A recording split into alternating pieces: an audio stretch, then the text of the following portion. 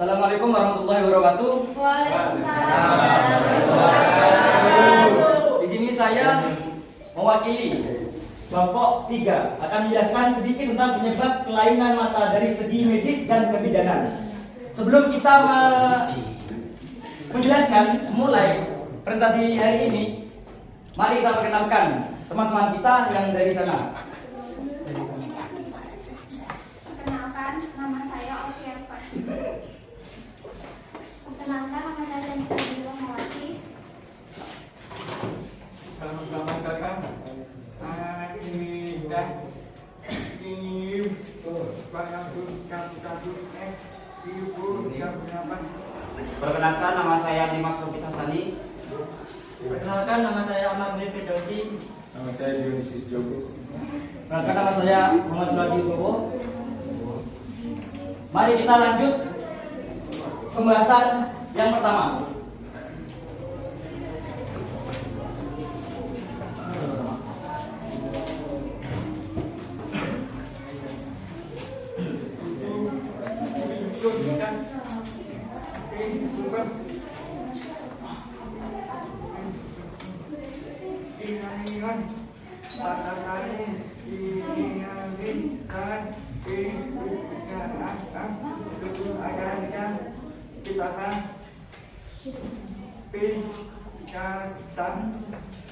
Belum dinilai jiwa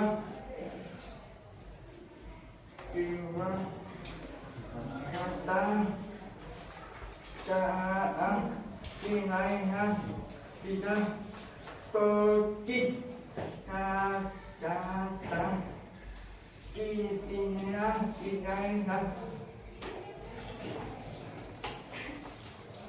Nah, jadi penyebab pertama yaitu prenatal. Nah, prenatal itu dibagi jadi beberapa. Yang pertama itu adalah genetik. Biasanya dari penyakit keturunan seperti retinitis pigmentosa. Jadi penyakit ini menyebabkan sedikit kemunduran dari fungsi dari retina. Gejala pertamanya itu biasanya suka melihat pada malam hari, diikuti oleh hilangnya penglihatan perilaku periferal. Jadi kalau malam hari itu dia kurang jelas kalau lihat.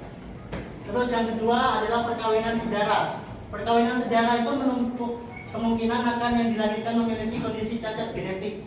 Hal tersebut dikarenakan pasangan kawin kerabat darah memiliki DNA yang serupa, sehingga perubahan mereka yang membawa gen resesif yang sama sangat meningkat. Jadi kayak perkawinan antara kakak dengan adik itu makanya nggak diperbolehkan kan sama Islam. Takutnya anaknya cacat. Terus yang ketiga adalah infeksi kehamilan. Terjadi akibat virus hidropilosis, tritopilosis berasal dari air kencing tikus atau terkena virus rubella, modili atau campak Jerman. Virus retrolacta, maka dari itu sang ibu harus benar-benar menjaga kebersihan. Jadi kalau lagi hamil sang ibu tuh harus benar-benar jaga kebersihan, jangan sampai kotor ya. Terus yang empat, gangguan genetik. Gangguan genetik itu dapat terjadi adanya kelainan kromosom akibat transformasi yang mengakibatkan keracunan pada darah atau toksinnya, dan juga bisa dikarenakan karena usia ibu yang terlalu muda atau tua. Makanya kalau ada ini usia ibu yang sampai 40 tahun ke atas itu kan kalau dia hamil tuh bahaya katanya kan ya. Jadinya gitu. Oke, selanjutnya. Lanjut yang kelima, saya teruskan. Keracunan saat hamil diakibatkan janin yang kekurangan vitamin atau kelebihan vitamin. Kebanyakan wanita hamil tidak mau makan, itu dampak lagi kesehatan janin. Karena asupan gizi yang dimakan oleh ibu akan ditransportasi ke janin atau bisa juga kelebihan vitamin, misalnya dari hewan laut seperti udang, karang hijau, ikan tuna dan sebagainya. Dimungkinkan keracunan saat hamil diakibatkan karena obat-obatan. Jadi ibu hamil itu terkena keracunan itu bisa dari kekurangan vitamin atau kelebihan vitamin. Yang keenam, penyakit menahun. Penyakit menahun seperti penyakit TBC. Penyakit ini bisa terjadi pada individu mungkin akibatnya senantiasa lingkungan yang kurang memadai. lingkungan yang kotor. Jika seorang ibu menderita penyakit TBC dan jika ingin sembuh harus mendapatkan perawatan yang khusus. yang mana perawatan khusus tersebut adalah mengkonsumsi obat-obatan secara kesinambungan. Hal ini akan berdampak pada perkembangan janin.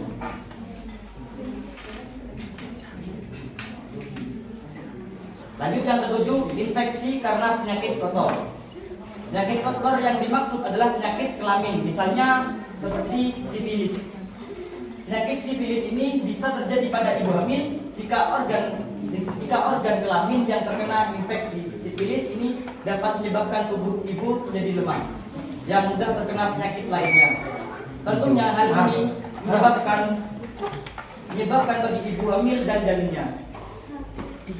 Maka dari itu kenapa dalam sebuah pernikahan itu dituntutnya rasa kesetiaan, karena biar tidak ada penyakit seperti sifilis. Lanjut yang ke-8, virus Toxoplasma.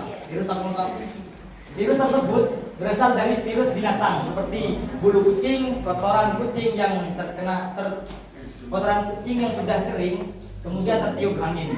Itu juga termasuk virus Toxoplasma. Penyakit tersebut tergolong penyakit yang kronis yang berbahaya. Jadi ibu hamil yang hamil harus diimunisasi toxo agar virus tidak bahaya pada janin tersebut. Baik, berikutnya yaitu prenatal bagian 9, penggunaan sinar X. Jadi radiasi sinar X dari USG yang berlebihan terkadang pada kehamilan usia muda. Ketika ibu hamil biasanya waktu pertama hamil itu bahagia sekali karena mereka ingin tahu untuk perkembangan dari bayinya tersebut. Ternyata radiasi dari sinar X tersebut jika berlebihan akan berdampak pada kelainan janin.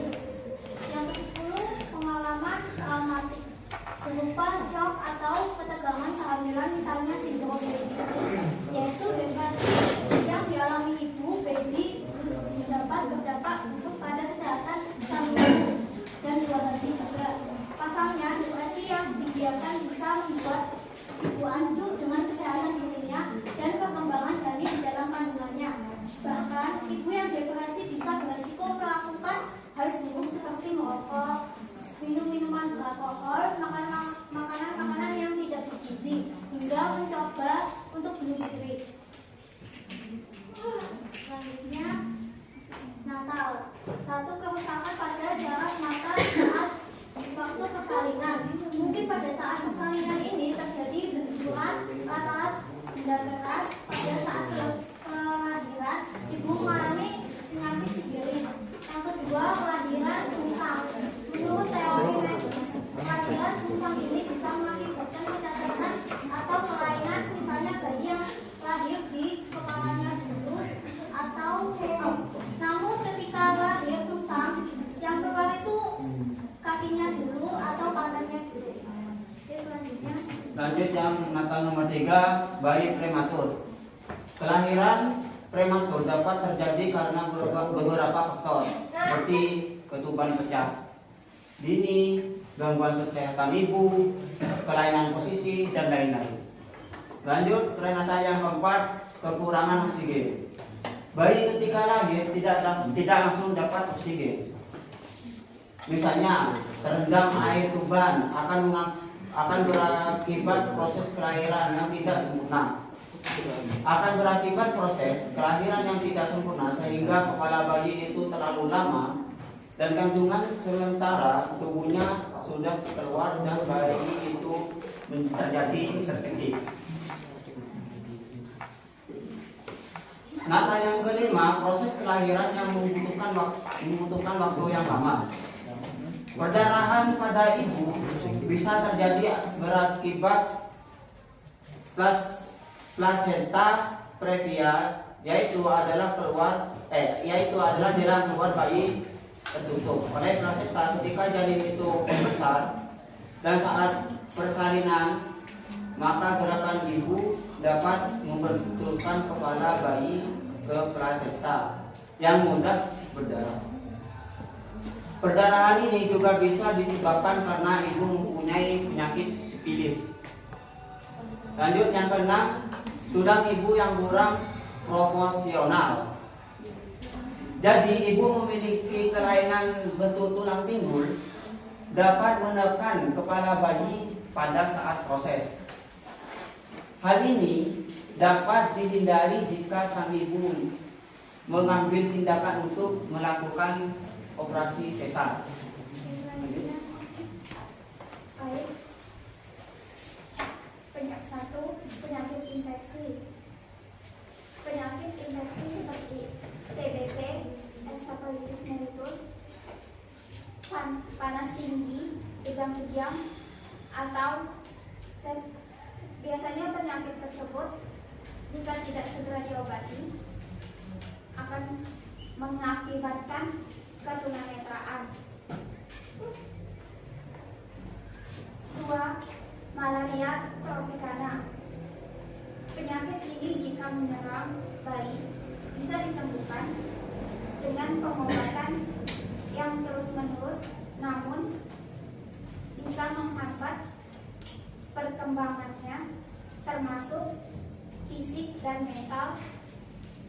Jadi bisa mengakibatkan komplikasi infeksi virus yang menyerang saraf penglihatan. Berikut yang ketiga, masalah gizi. Jika asupan gizi bayi tidak terpenuhi secara optimal, kondisi ini bisa mengakibatkan tumbuh kembangnya mengalami hambatan atau bisa menimbulkan kesakitan. Yang keempat, kecelakaan. Terjadi benturan yang mengenai organ mata. Biasanya anak yang di bawah kurang dari 5 tahun belum mengenal bahaya dan selalu ingin tahu, sehingga jika terbiasa memainkan benda yang berbahaya dan kemungkinan bisa mengenai organ mata. Yang ketiga yaitu mengalami kelainan mata karena penyakit mata. Ada beberapa penyakit mata, yaitu 1. Serepalmia. Serepalmia adalah penyakit mata yang dikarenakan kekurangan vitamin A. 2. Glaukoma. Glaukoma merupakan penyakit mata karena cairan yang bertambah menyerang bola mata seolah-olah lensanya keluar berwarna putih.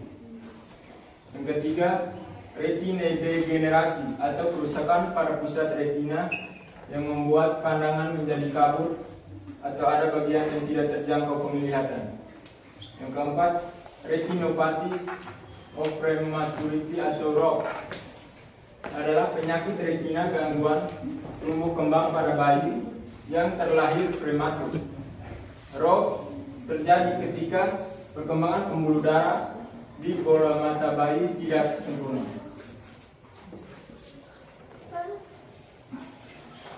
Apakah ada yang ingin ditanyakan?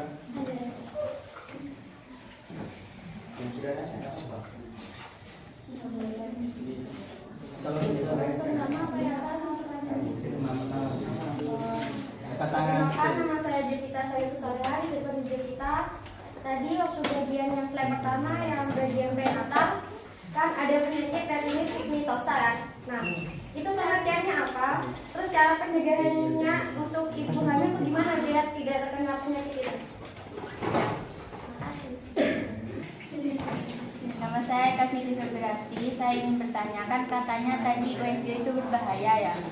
Jadi gimana caranya ibu mengetahui perkembangan bayi di dalam perut kalau tanpa USG? Kan katanya USG itu berbahaya.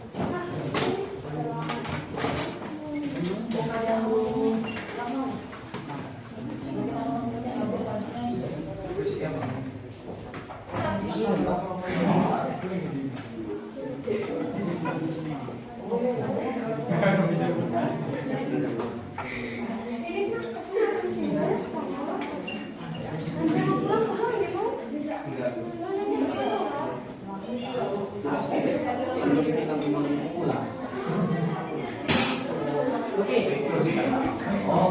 Untuk menjawab pertanyaannya si Mbak Jovita, nah penyakit retinitis pigmentosa ini adalah kondisi yang diturunkan genetik dari keluarga. Jadi semisal ibunya punya penyakit itu, nah si anaknya itu kemungkinan punya juga. Ya, penyakit keturunan.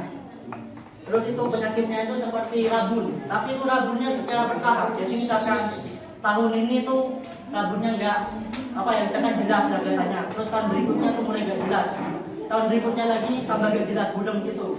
Tahun berikutnya lagi tuh tiba-tiba hilang. Itu penyakitnya tuh kayak gitu. Iya, secara bertahap. Kayak punya Oke, pencegahannya itu adalah salah satunya malnutrisi ya. Kalau penyakitnya sudah bisa disembuhkan, karena namanya juga genetika. Ya, termasuk kayak kelainan. Terus cara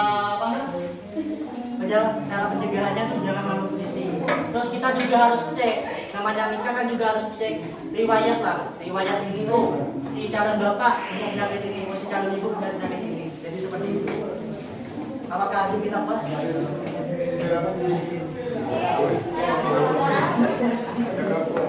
Pertanyaan dari Bapak.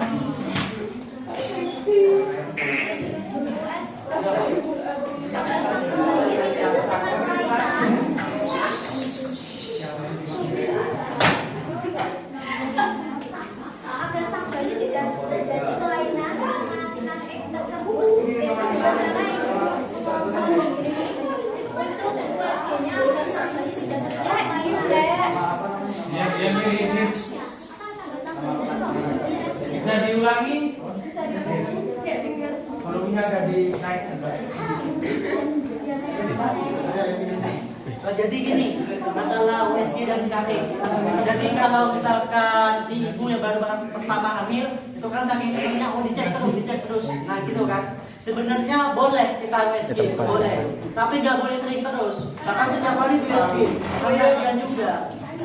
Kalau USG itu pakai sinar ultraviolet juga kan, itu juga bahaya. Nggak boleh USG, tapi nggak sering-sering juga, Pak. Nanti kan ada tanggal-tanggalnya sendiri. Nah, iya. Coba puas.